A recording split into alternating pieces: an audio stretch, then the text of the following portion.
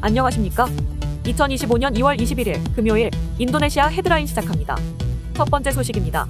인도네시아의 핵심 수출 품목인 철강과 파묘 수출이 올해 1월 큰 폭으로 감소한 것으로 나타났습니다. 중국의 회복세 둔화에 이어 미국이 수입 관세를 인상하면서 세계 무역 환경이 악화될 것이란 전망이 제기되고 있습니다. 이에 현지 전문가들은 앞으로 인도네시아의 수출 상황이 더욱 어려워질 수 있다고 내다보고 있습니다. 인도네시아 통계청에 따르면 인도네시아 철강 수출액은 1월 기준 전월 대비 10.4%, 전년 동월 대비 7.6% 줄어들었습니다. 철강 주요 수출처인 중국뿐 아니라 인도, 베트남, 터키 등에서도 물량이 50에서 80%까지 급감해 전반적인 수출 부진이 두드러졌습니다. 파묘 역시 인도의 수요 감소와 전 세계 경기 둔화 여파로 수출량이 전년 동월 대비 약 16.6% 줄었으며 특히 인도 수출은 무려 88% 급감했습니다. 현재 은행 및 시장 전문가들은 이러한 부진이 미국의 신규 관세 영향으로 더욱 커질 가능성을 우려하고 있습니다. 2월부터 시행된 미국의 중국산 제품 전반에 대한 10% 추가 관세 부과가 간접적으로 인도네시아 대중국 수출에도 타격을 줄 수 있기 때문입니다. 또한 CPO 시장에서도 지난해 말부터 말레이시아 홍수로 생산량이 급감, 가격이 뛰었음에도 불구하고 세계적인 수요 회복이 지연돼 거래량이 되레 줄어드는 추세입니다. 그럼에도 불구하고 1월 인도네시아 전체 수출은 전년 대비 4.68% 증가했고 수입은 2.67% 감소하며 무역수지 흑자 기조가 이어졌습니다. 전문가들은 이러한 월별 변동이 시즌 요인에 따른 일시적 현상일 수도 있다고 분석하면서도 중국 경제 회복 지연과 미국 무역 정책 불확실성이 장기화될 경우 인도네시아의 핵심 수출품 회복이 더 늦어질 수 있다고 전망하고 있습니다. 다음 소식입니다. 인도네시아 정부가 프라보워 수비안토 대통령의 핵심 대선 공약 중 하나인 무료 건강검진 사업을 공식 시작했습니다. 지난 10일 인도네시아 보건부는 연례 무료 건강검진 서비스를 개시했으며 이에 따라 6세 미만 어린이와 18세 이상 성인은 생일로부터 30일 이내의 지역 보건소에서 무상으로 검사를 받을 수 있게 됐습니다. 7에서 17세 아동 청소년은 올 연말부터 순차적으로 무료 검진 대상에 포함될 예정입니다. 현재 언론은 무료 검진 첫날부터 전국 각지 보건소에 긴 줄이 늘어서는 등 시민들의 관심이 뜨겁다고 보도했습니다. 보건부는 올해 6천만 명을 시작으로 2030년까지 약 2억 8천만 명에 달하는 전 인구가 검진을 받을 수 있도록 확대한다는 목표를 밝혔습니다. 이를 위해 정부는 총 4조 7천억 루피아의 예산을 투입했습니다. 인도네시아 보건부 대변인은 이번 조치를 두고 모든 시민에게 주는 나라의 생일 선물이라며 헌법에 따라 모든 국민은 의료 서비스를 받을 권리가 있다고 강조했습니다. 참고로 프라보워 대통령은 지난해 10월 취임 이후 무상급식과 무료 건강검진을 대표 공약으로 내세우며 지난달에는 26개 주의 영유아 초중고 학생 임산부 약 300만 명에게 무료 급식을 제공하는 프로그램도 시작했습니다. 블룸버그 통신은 최근 여론조사를 인용해 무료 건강검진이 프라보워 대통령 지지율 상승에 크게 기여했다고 전했습니다. 다만 무상급식 사업 예산이 당초 71조 루피아에서 100조 루피아로 늘어나는 등 정부 지출이 급격히 증가해 재정 건전성에 대한 우려도 제기되고 있습니다. 다음 소식입니다. 인도네시아에서 프라보워 수비안토 대통령 정부와 전임 정부 정책에 반대하는 학생 시위가 전국으로 확산되고 있습니다. 최근 시작된 어두운 인도네시아 시위에는 대학생 수천 명이 자카르타 등 주요 도시에서 동시다발적으로 참여해 국가 문장인 가루다를 검은 배경에 배치한 블랙 가루다 이미지를 내세우며 인도네시아가 황금시대를 맞기보다 점점 암울해지고 있다고 주장합니다.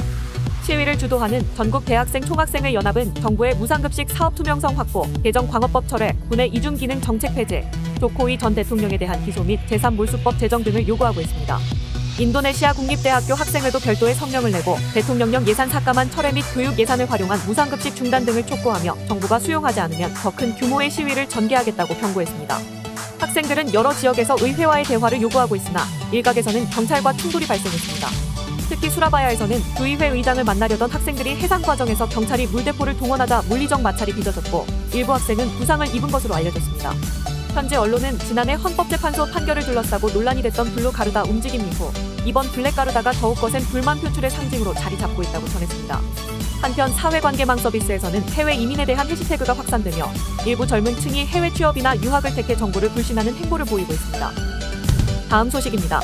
삼성물산이 인도네시아 벤쿨루 주 무코무코 지역에서 바이오가스 발전소 건설을 추진하고 있습니다. 해당 프로젝트는 파모일 공장에서 나오는 부산물을 활용해 안정적인 원료를 공급받고 동시에 지속가능한 친환경 에너지를 생산한다는 점에서 주목을 받고 있습니다. 최근 서부 자바질라마야에서 1.7기가와트 규모의 아시아 최대 복합 화력 발전소를 완공한 삼성물산은 이러한 대규모 발전소 건설 경험을 해당 지역의 바이오가스 사업에 접목할 계획입니다. 특히 인근의 다수의 파모일 가공 공장에서 발생하는 액체 폐기물과 빈 열매송이 등 재생에너지 원료를 확보하기 유리한 환경을 갖추고 있어 경제성과 환경성을 동시에 만족시킬 수 있다는 것이 가장 큰 강점으로 꼽힙니다. 삼성물산 인도네시아 부사장은 해당 지역의 전력 공급은 아직 불안정한 상태라며 이번 사업을 통해 벤쿨루주 내에서 친환경 에너지를 선도하는 거점이 되길 바란다고 밝혔습니다. 이를 위해 파모일 공장들과 협력해 부산물 발생량과 수집 체계를 점검하고 추후 확보된 자료를 토대로 자카르타 본사에서 내부 논의를 거친 뒤 기술팀이 구체적인 부지 선정과 설계 작업을 진행할 예정입니다.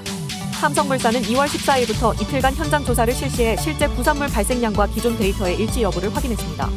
현장 조사 결과가 긍정적으로 분석될 경우 2026년부터 본격적인 인프라 건설에 착수해 해당 지역 전력 공급 안정화와 벤쿨루 주위 신재생에너지 확대에 기여할 것으로 기대되고 있습니다. 다음 소식입니다. 애플이 인도네시아에서 아이폰을 생산하는 방안을 검토하고 있습니다. 이는 인도네시아 정부가 아이폰 16 시리즈 판매를 금지한 뒤 대시한 현재 생산 부품 35% 의무화 조치를 충족하기 위한 협상 카드로 풀이됩니다. 애플은 폭스콘 등 협력사와 함께 바탐섬에 아이폰 조립 공장을 설립하는 방안을 논의 중입니다. 인도네시아는 세계 4위 인구 대국이자 스마트폰 시장이 빠르게 성장해 애플은 현지 생산을 통해 가격 경쟁력을 높이고 시장 점유율을 확대할 수 있을 것으로 기대합니다. 그러나 애플 공급망이 중국과 인도에 집중된 상황에서 인도네시아에는 관련 생태계가 갖춰져 있지 않아 초기 투자와 시간이 필요할 것으로 예상됩니다. 또한 인도네시아 정부 역시 자국 산업 보호를 위해 규제 완화를 쉽게 허용하지 않을 가능성이 높아 애플이 현지 콘텐츠 요건을 충족하고 판매 금지 조치를 해제받기까지 진통이 예상됩니다. 애플이 인도네시아에서 아이폰을 성공적으로 생산할 경우 중국, 인도에 이어 세 번째 아이폰 생산 거점을 확보하게 됩니다. 이중 갈등과 공급망 리스크가 커진 가운데 애플의 생산기지 다변화 전략이 동남아시아 시장에서 어떤 성과를 낼지 주목됩니다. 다음 소식입니다. 동남아시아 국가들이 새로운 성장 동력을 마련하기 위해 게임 산업 육성에 박차를 가하고 있습니다.